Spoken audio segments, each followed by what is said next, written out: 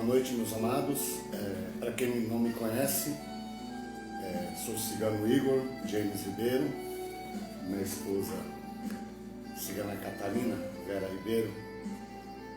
E só um minutinho que nossa internet aqui tá de brincadeira com a gente. Eu vou ligar os dados móveis, perdão, liguei os dados móveis para não ter problema, tá bom? Recomeçando, boa noite a todos, meu nome é James, sou o cigano Igor, minha esposa Vera, cigana Catarina. É um prazer estar aqui junto com todos vocês. Como de costume, todas as quartas-feiras a gente fazemos uma palestra, trazendo as palavras de Jesus, as palavras de fé, de amor e de caridade, trazendo os ensinamentos do Mestre. E é um prazer estar aqui com vocês novamente. O tema de hoje vai ser a fé e a caridade. Mas antes tem uma pequena história, a renúncia que minha esposa irá falar. Eu peço um pouco de desculpa, estou um pouco rouco, né, devido ao tempo muito seco. E é um prazer estar aqui junto com todos vocês. Antes de iniciar, pediremos ao nosso querido Deus Pai Todo-Poderoso, querido Pai Criador de todo o universo, de todos os seres. Pedimos ao nosso querido Mestre Jesus, nosso Pai Oxalá. Pedimos à nossa querida Mãe Santa Sara. Pedimos à Nossa Senhora Aparecida, Nossa Senhora de Fátima, Santa Rita, a todos os santos e santas. Pedimos aos nossos amados orixás, que reina este mundo terreno. Pedimos aos nossos queridos irmãos espirituais, aos falangeiros, aos caboclos e caboclas, índios e índias, aos pretos velhos, ao povo cigano, ao povo marinheiro, ao povo calungueiro, ao povo boiadeiro. Pedimos aos médicos, aos doutores, aos enfermeiros, a toda a espiritualidade de luz, espiritualidade que trabalha nas cidades celestiais, e a espiritualidade que trabalha em Aruanda, que eles possam nesse momento estar presentes em nossas vidas, trazendo muita paz, muita harmonia, muita felicidade, muita saúde, que eles possam nos livrar de todos os males, de toda inveja, de todo ódio, de todo rancor, de toda perseguição, que possamos nos tornar a cada dia seres melhores, que possamos evoluir seguindo as mensagens e ensinamentos do Mestre Jesus. Que Deus abençoe a todos nós. Senhor Jesus, estamos iniciando mais um estudo espírita, trazendo para aqueles que nos acompanham a Tua palavra de amor. Queremos Te pedir, ó Senhor, que nos permita ter a paz necessária para a realização do estudo de hoje. Pedimos que permita aos bons espíritos que venham ao nosso auxílio, inspirando-nos e abrindo nossos corações. Pedimos ainda o auxílio dos espíritos superiores que orientam o trabalho também pela internet. Que eles possam vir nos amparar e melhorar cada vez mais o nosso ambiente de estudo. Assim, Senhor, queremos que Tua palavra entre em nossos corações e que lá faça morada. E que possamos, nesta noite, aprimorar a nossa jornada evolutiva com o que vamos receber. Com a Tua permissão, com a permissão de Deus Pai Todo-Poderoso e com a ajuda dos Espíritos Superiores, iniciaremos o estudo de hoje. Passo a palavra à minha esposa nesse momento. Boa noite a todos, sejam todos bem-vindos a mais essa palestra. Hoje a historinha que eu vou contar é uma história em forma de reflexão, né? Em forma de... para a gente analisar bem, que nem sempre é como a gente pensa, né? Mas assim, antes de começar essa história, eu gostaria de pedir a todos vocês que possam elevar os pensamentos a Deus, para que olhem por todos esses irmãos que estão desencarnando, que estão indo à pátria espiritual, que eles possam ser atendidos, acolhidos pelos nossos amigos espirituais, e que a família seja consolada, que derrame o bálsamo consolador sobre as famílias que aqui ficam, e pedimos a todas as nações, a todos os chefes de nações, que olhar mais para o povo, porque ainda não acabou essa pandemia e as pessoas ainda não se dão conta de que ainda estamos em risco. E é muito triste saber que em outros lugares está assim desencarnando muitos irmãos, né? E essa fase que a gente sabe que está acontecendo, está havendo muita desencarnação coletiva, isso já estava previsto. Então, por isso que devemos elevar os pensamentos a Deus, a Jesus, para que tenha misericórdia de todos nós, que eles possam trabalhar para poder amparar esses irmãos que estão aqui. Então, eu peço para que cada um, ao se deitar, ou simplesmente, na hora que estiver lavando uma louça, que eleve o pensamento. O pensamento é tudo, não é onde a gente está. Né? É o coração e o sentimento que a gente tem. Então, que faça as orações para esses irmãos que necessitam muito, tanto os que foram como os que aqui ficam, e tantos outros que estão internados e que a gente sabe que muitos não vão rever os familiares novamente, que isso é muito triste, não poder se despedir de quem fica. Né? Então, vamos lá, palestra. A renúncia. Comentava-se certa vez nos domínios da espiritualidade que um homem muito rico, cuja fortuna suscitava a cobiça e a inveja dos amigos e de seu círculo social, renunciou a tudo, até os prazeres da vida, para iniciar nova etapa da existência. O fato causou mais escândalo do que se houvesse se apossado indevidamente dos bens alheios, pois isso não seria inédito no meio em que vivia. Ninguém compreendia o seu gesto de desprendimento ou talvez de loucura, como diziam. Estefânio Moura não era homem de atitudes largas ou de sentimentos altruístas. Conhecido milionário, sagaz e ambicioso, era uma verdadeira águia dos negócios.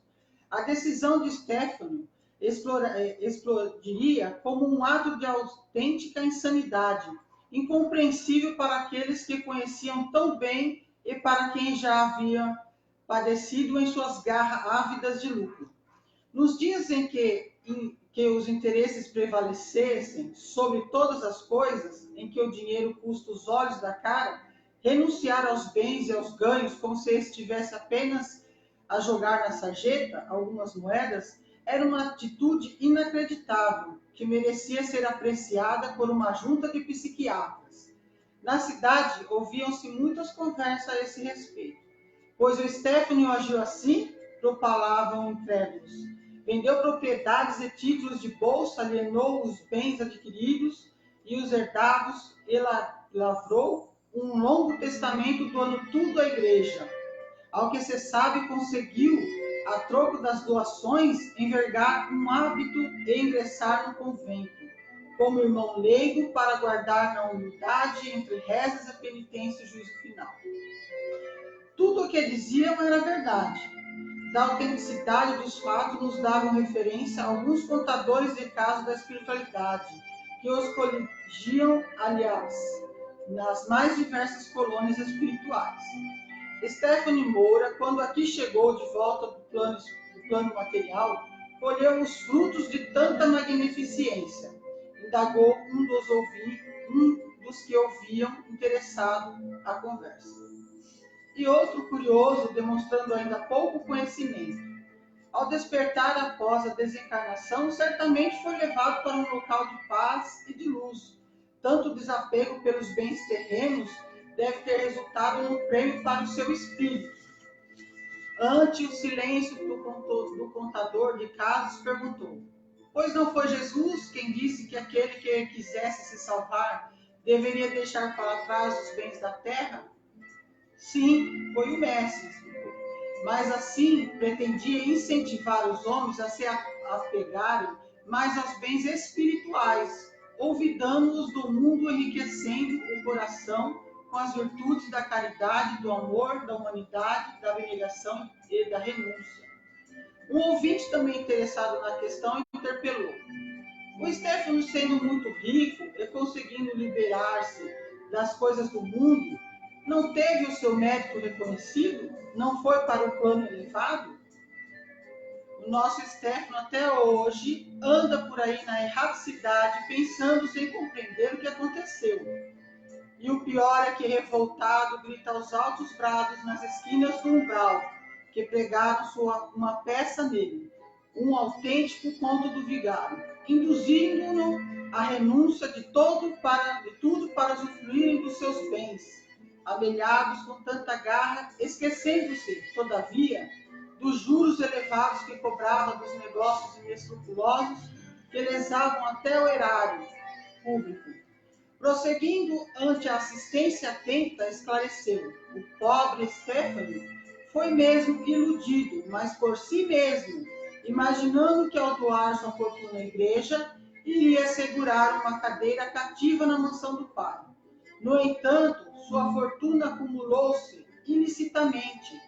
Ele não se apiedava dos pobres devedores que não conseguiam pagar sequer os juros dos empréstimos.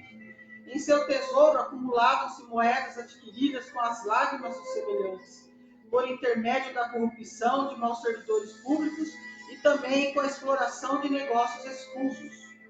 Ao renunciar aos bens adquiridos, já no fim da vida, em vez de seguir a Jesus, despojando-se dos haveres supérfluos em favor dos necessitados, doou-os por interesse próprio a uma riquíssima instituição, a fim de garantir-se reservando um lugar no reino dos céus.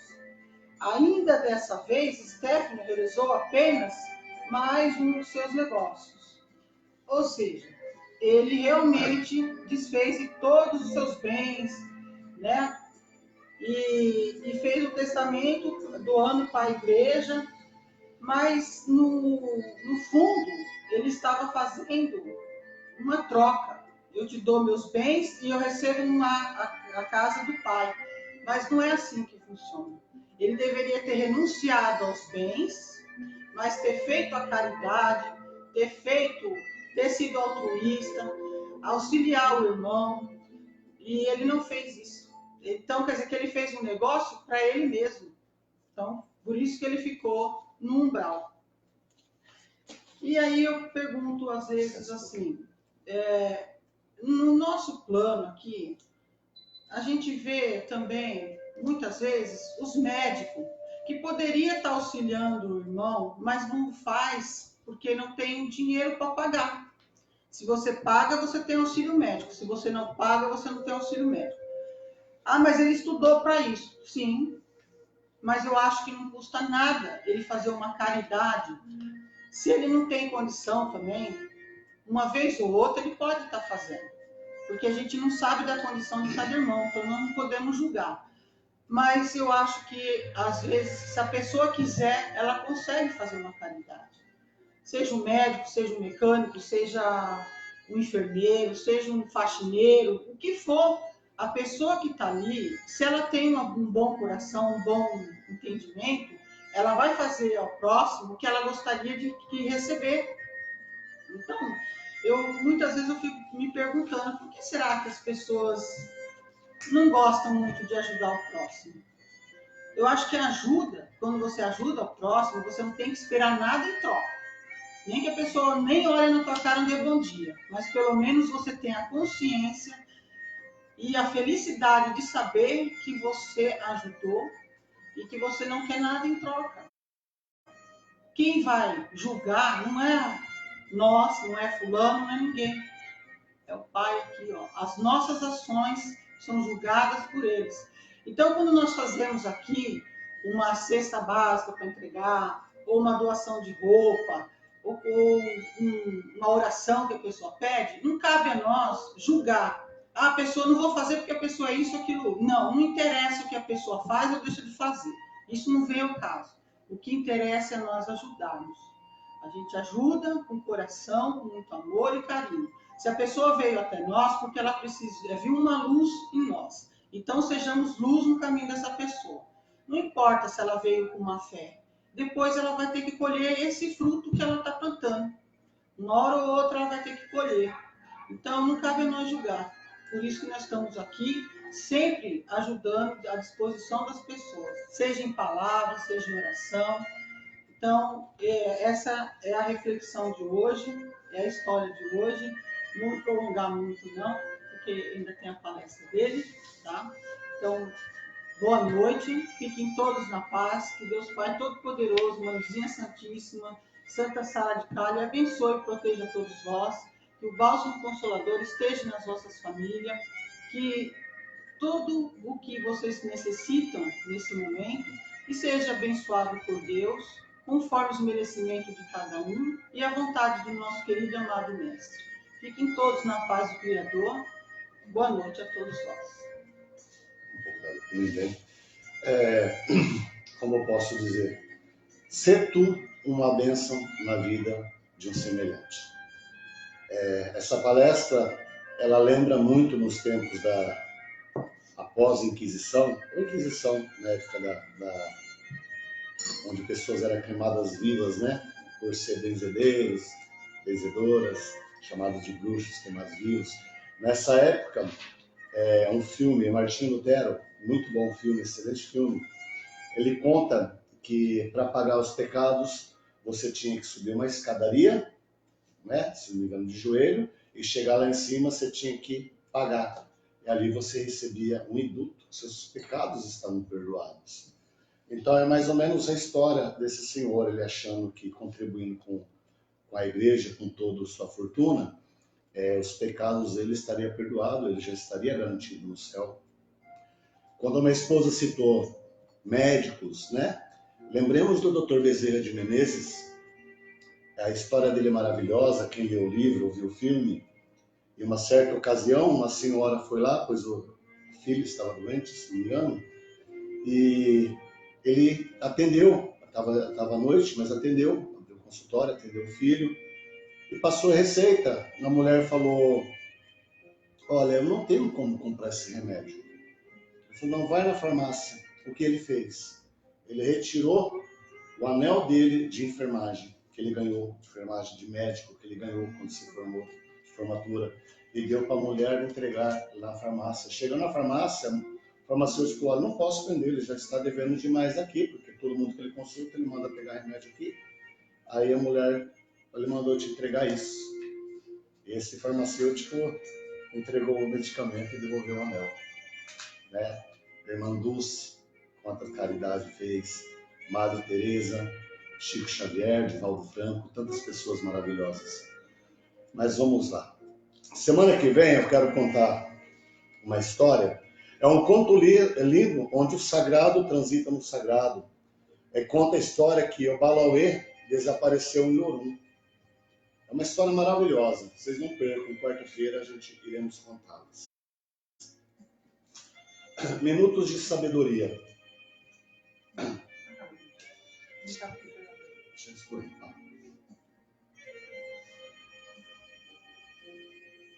Perdão. Por que está guardando tantas coisas inúteis? Para que tantas coisas em seus armários, quando seus irmãos estão com os deles vazios? Distribua tudo aquilo que não está mais lhe servindo, para que sua alma não fique pesada demais quando se afastar da terra.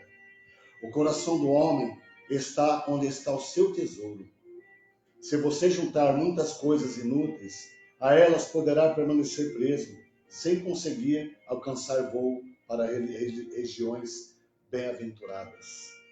Faça caridade. Muitas vezes o que está sobrando na sua casa está faltando na casa do seu vizinho, de um amigo ou de um desconhecido.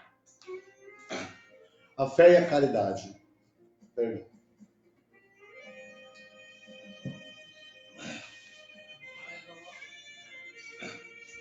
Na edificação da fé.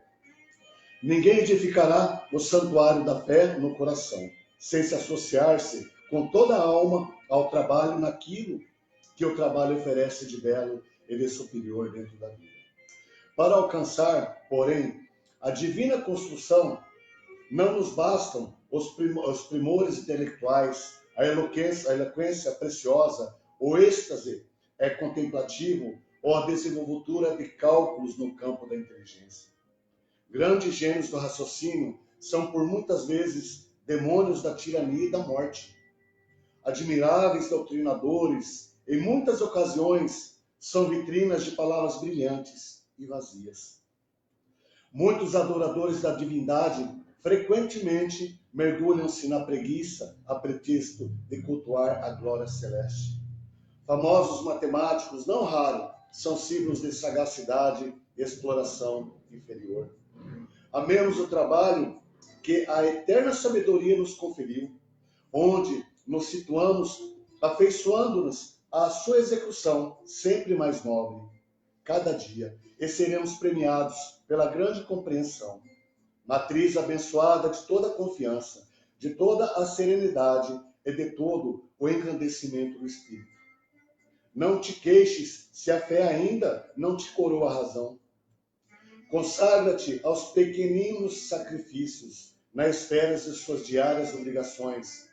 À frente dos outros, cede de ti mesmo, exercita a bondade, inflama o otimismo por onde passes, plante a gentileza ao redor dos teus sonhos, movimenta-te no ideal da sublimação que elegestes para alvo do teu destino. Aprende-te a repetir para que te aperfeiçoes. Não vale fixar indevidamente as estrelas, amaldiçoando as trevas que ainda nos cercam. Acendemos a vela humilde de nossa boa vontade, no chão de nossa pobreza individual, para que as sombras terrestres diminuam e o esplendor solar sintonizar-se-á com a nossa flama singela. A tomada insignificante é o refletor da usina, quando ligada aos seus poderosos padrões de força. Confessemos Jesus em nossos atos de cada hora, renovando-nos com Ele, avançando felizes em seu roteiro de renunciação, auxiliando a todos e servindo cada vez mais em seu nome. E, de inesperado, reconheceremos nossa alma inundada por alegria indizível e por silenciosa luz. E que o trabalho de comunhão com o Mestre terá realizado em nós a sua obra gloriosa e a fé perfeita e divina, por tesouro inalienável, brilhará conosco definitivamente incorporada à nossa vida e ao nosso coração. Esse texto é do livro de Emmanuel, né? Ditada por Emmanuel, do livro A Verdade Responde, psicografada por Francisco Cândido Xavier, editor Ideal. O tema de hoje nos conecta ao sentimento e ação. Nos conecta ao sentimento e ação. Um elemento que move o outro é a fé e a caridade. A fé, diferente da crença, expressa o sentimento do homem em relação à razão da vida, as relações entre os homens e seu Criador. Ter fé é identificar dentro de nós algo maior que nós mesmos em nosso mundo, responsável por tudo que há ao nosso redor e por nós, inclusive. É reconhecer-se criatura e confiar no Criador. Sem ela, a vida perde seu sentido mais amplo. O altruísmo, a caridade, o desejo de progresso e do bem-estar alheio se esvai, cedendo lugar às satisfações imediatistas, aos prazeres efêmeros, ao egoísmo e ao materialismo. Um espírito protetor trouxe uma mensagem no item 13 do capítulo 11 do Evangelho segundo o Espiritismo, que nos diz que sem a fé não seria possível haver a verdadeira caridade. Essa só pode ser exercida pela abnegação, pelo sacrifício constante de todo o interesse egoísta. As pessoas sem religião, sem esse vínculo com o Criador, não compreendem que somos todos irmãos e necessitados um dos outros para vencer as tribulações da vida. Se não reconhece a Deus, não vê muito além das suas próprias necessidades, podendo até ter impulsos de generosidade, porém não a ponto de ser abnegado ou resignado. Se nos ocupamos somente da nossa felicidade, onde é o espaço para a caridade? Atropelamos as necessidades alheias, para satisfazer as nossas próprias. Não fazemos concessões em prol do outro e muitas vezes pagamos o preço da desarmonia entre os que estão ao nosso redor. A prática do bem, para a pessoa que tem fé, está acima da materialidade e suas ofertas tentadoras. Precisamos lutar contra o egoísmo, promovendo o bem ao próximo, abafando o orgulho e olhando para o outro, e vendo nele um irmão e não alguém inferior. Esses atos que praticamos para o bem próximo, exigindo de nós o sacrifício e a entrega, são a demonstração da fé viva em nós. Quando indagados a respeito das dificuldades do homem dominar as suas más inclinações, os espíritos superiores responderam que sempre se pode conseguir a libertação quando a pessoa tem em si a vontade firme e poderosa, a vontade da fé. A fé pode e deve ser multiplicada, pois ela é uma alavanca que pode nos ajudar em muitas realizações. Muitos desses que buscam os centros, as casas religiosas, para pedir ajuda, estão doentes de fé. A fé pode ser desenvolvida por vários fatores, e quem quiser ser forte em termos espirituais, com naturais consequências na vida material, deve procurar desenvolver essa potencialidade que dormita em nosso coração. Alguns procedimentos podem ser tomados para que a fé seja fortalecida. O primeiro deles é ter paciência. Sim, pois a fé não se conquista do dia para a noite. Ela vem como resultado de outras providências igualmente morosas para o espírito. O estudo deve ajudar aquele que deseja desenvolver sua fé e compreender os mecanismos inteligentes da vida. A experiência encarnatória segue orientada por um plano traçado por Deus, em torno do próprio espírito. Entender que a vida flui naturalmente e que não adianta violentá-la desejando alguém ser uma coisa que não pode ser. Agir com moderação quando avançar, dando tempo para que as pedras do grande jogo a que se está incluído possam ser removidas convenientemente. Outras providências indispensáveis é a oração, com ela protegendo-nos das influências dos maus espíritos e abrindo em nosso coração para a inspiração dos anjos e dos nossos guardiões invisíveis, nossos espíritos protetores. Sem orarmos diariamente em particular, a vida torna um aspecto sombrio, torna-se semelhante a um vidro embaçado pelo vapor, que nos tira a clara visão de tudo. Agora, se a gente orarmos todos os dias de coração, desligando-se uns poucos das coisas materiais e nos voltando para a nossa própria natureza espiritual, tudo se abre, tudo se renova. A prece é uma experiência pessoal que precisa ser desenvolvida na intimidade do ser. A humildade é amiga da fé. O orgulhoso, o soberbo, aquele que pensa em si, em sua própria glória, não pode estar imbuído na verdadeira fé, pois o egoísmo não anda junto com a fé, não anda junto com a caridade.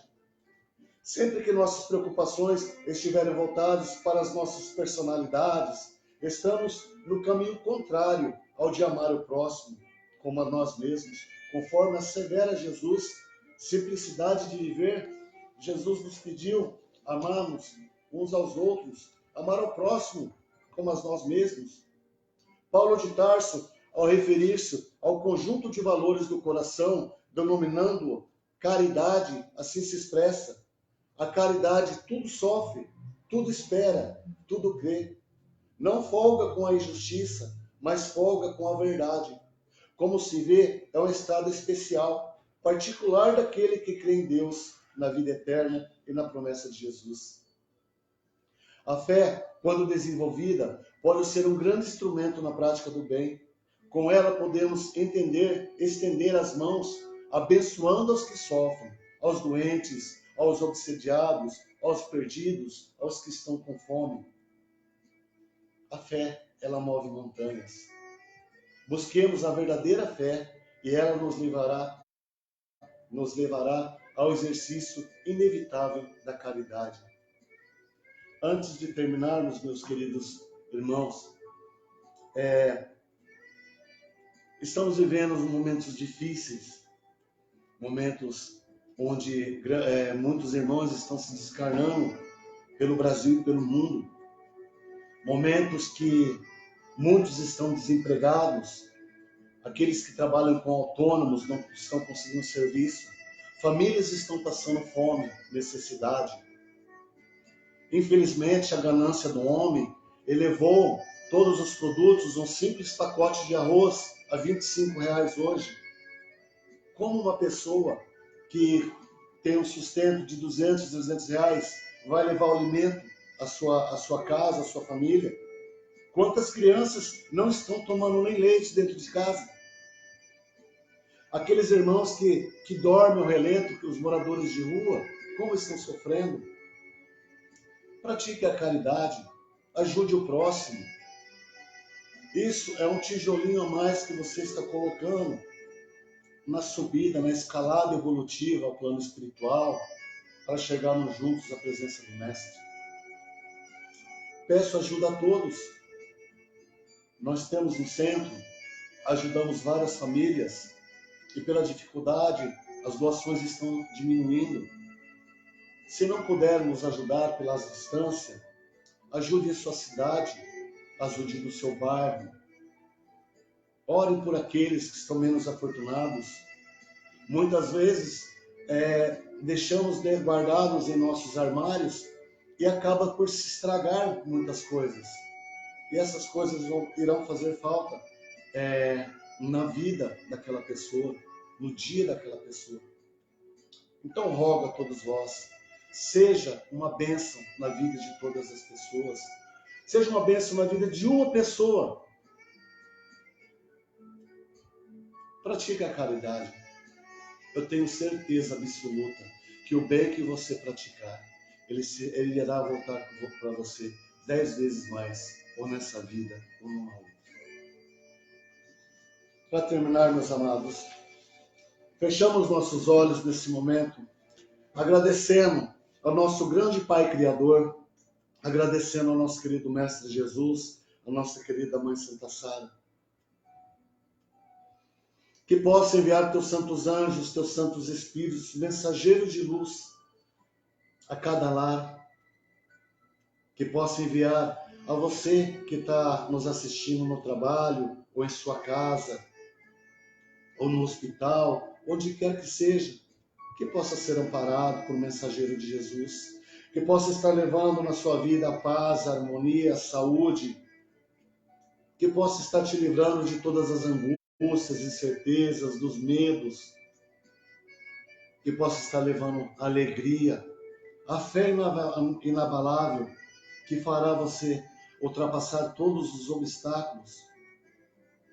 Pedimos também que esses amados irmãos possam visitar aqueles que estão enfermos nos leitos de hospitais, aqueles queridos papais e mamães, vovôs e vovós, que se encontram abandonados pelos seus familiares nos asilos, que possam estar visitando os nossos filhos e filhas que se encontram nos orfanatos.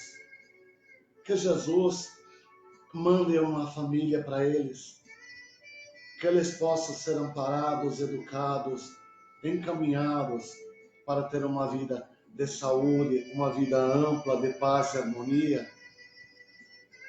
Que possam visitar aqueles que se encontram nos presídios, que eles tenham arrependimento daquilo que fizeste, que eles possam ter a sabedoria, ao sair dali, viver uma vida melhor, digna, uma vida cristã. Pedimos aos nossos irmãos que se encontram nas sarjetas, dormindo aos relentos, por muitas vezes sem se alimentar, por muitas vezes sem se banhar, esperando uma alma trazer um alimento. Que Jesus, Mestre querido, Pai crucificado, possa abençoar a todos, possa abençoar este nosso país, possa abençoar esta nossa nação e a todo mundo. Que haja paz entre os corações, que a ganância do homem seja esquecida e abra espaço para a caridade, Fala a importância do outro ser. Que toque no coração dos governantes, que governe para aqueles que estão em necessidades, que deixe o egoísmo, a soberba, a ganância de lado, que coloque o amor em vossos corações. Que Jesus, amado Mestre, derrame o vosso manto sobre este mundo. Que Mãe Santa Sara abençoe a todos os vossos amados irmãos. Fiquem na paz do Criador. Que nossa querida Mãe Santa Sara vos abençoe, vos guarde e proteja hoje sempre. Vou pedir a todos os vossos amados irmãos. Fiquem na paz.